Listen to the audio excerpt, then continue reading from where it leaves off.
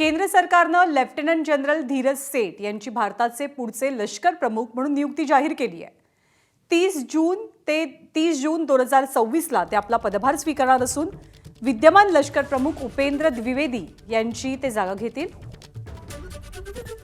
सध्या lieutenant general Dheeraj सेठ हे भारतीय लष्कराचे उपप्रमुख म्हणून काम पाहत आहेत। एप्रिल 2026 मध्ये त्यांनी या पदाची जबाबदारी स्वीकारली होती।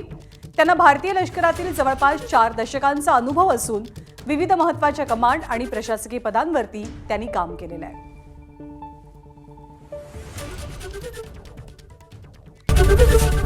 एबीपी माझा, उघडा डोळे बघा नीट।